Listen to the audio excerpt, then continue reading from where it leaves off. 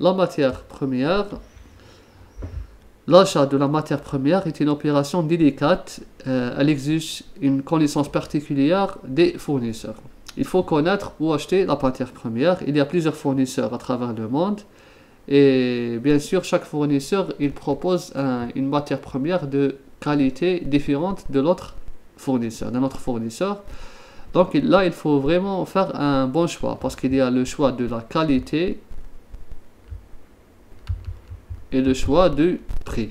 Donc c'est deux aspects à prendre en compte. Et bien sûr, c'est toute industrie parce que c'est comme il y a de l'argent, il y a un investissement, ils doivent aussi prendre en compte le prix. Et là, ça dépend des pays, ça dépend des fournisseurs. À chaque livraison, l'intégrité des emballages ou des récipients doit être contrôlée ainsi que leur fermeture. Quand on reçoit une matière première, elle est emballée c'est-à-dire dans un emballage. Il faut vérifier qu'il n'y a pas eu c'est-à-dire s'il n'y a pas eu un problème avec l'emballage, s'il n'y a pas une ouverture pour l'extérieur. Sinon, la matière première ne pourra pas être utilisée. La matière première après réception, donc on reçoit la matière première, on vérifie est-ce que c'est bien conditionné. Après, on va voir sa qualité, donc ça va être le contrôle qualité. Le contrôle qualité, si il donne un avis favorable, la matière première est libérée vers la production. C'est là où on va produire. Seules peuvent être utilisées en fabrication les matières premières qui ont été libérées par le département contrôle qualité, obligatoire.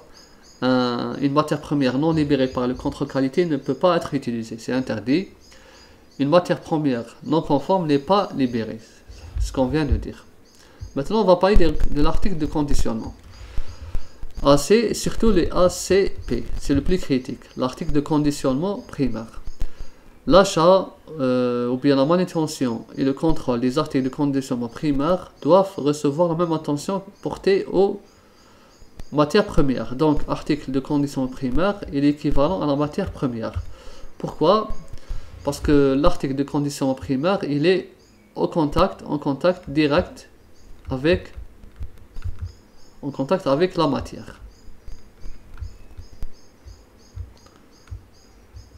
Par exemple, les petits flacons, pour les sirops par exemple, les flacons en verre, c'est un article de conditionnement primaire. Il est au contact direct avec le sirop, avec le médicament. Donc ce verre, il doit vraiment être bien contrôlé. Chaque livraison ou chaque lot d'articles de conditionnement primaire doit recevoir un numéro de référence particulier ou un autre moyen d'identification. Ça fait partie du système qualité. Donc tout ce qu'on reçoit, on identifie.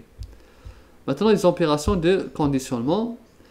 Une attention particulière est portée à la limitation des risques des contaminations croisées. Là aussi, on a toujours le risque de contamination croisée. Des produits d'apparence semblable ne doivent pas être conditionnés à proximité les uns des autres, sauf s'il existe une séparation physique. Donc il arrive parfois de faire deux conditionnements en même temps. Si on a, dans le cas d'une grande usine, si deux médicaments sont semblables, surtout là on a ce cas, il y a eu déjà un cas par exemple, un médicament, c'est un sirop. Je ne vais pas mentionner le nom, il existe en forme adulte et en forme pédiatrique. En pédiatrie, et le pourcentage c'est pas le même. Ici je pense que c'était 3%, et là c'est plus, je pense 5% en plus. Il y a eu une contamination croisée, comment? Parce qu'ils les ont fait juste successivement, ils les ont fait. Et il y a un problème, c'est que l'article de conditionnement primaire de adulte, il a été mis dans l'article de conditionnement secondaire, c'est-à-dire la boîte, pour 5%, pour adulte. Donc le flacon était pour pédiatrie, destiné en pédiatrie. Il a été mis dans des boîtes pour adultes. Là, c'est une contamination croisée. Ça s'est passé dans l'opération de conditionnement. Et bon, ils se sont aperçus avec le temps, avec le contrôle qualité, on a pu apercevoir ça, on a pu vérifier ça. Donc, pourquoi il y a cette contamination? Parce que la boîte, elle est semblable. Pour adultes ou bien pour pédiatrie, la couleur et la forme c'est la même. Donc il y a eu cette contamination croisée. Donc là on voit bien qu'ils doivent être conditionnés à proximité ou bien par une séparation physique. Avant le début de conditionnement, la zone de travail, les lignes, les machines à imprimer et tout sont vérifiés s'ils sont propres et débarrassés. C'est l'opération de vide de ligne. Le vide de ligne, c'est la ligne de conditionnement. Elle doit être vide avant de commencer à la remplir. Donc elle est vide, il n'y a aucun document de lot précédent pour commencer la nouvelle opération de conditionnement, des nouveaux produits. Produit fini, les PF doivent être maintenus en quarantaine jusqu'à la libération définitive du lot. On a vu ça. Aussi, après libération, les PF constituant le stock courant doivent être conservés selon des conditions établies par le fabricant. Et bien sûr, les produits finis sont, même pour la distribution, ils doivent être conformes aux normes de BPF. Enfin, en résumé, les opérations de production doivent suivre les instructions procédures du guide BPF.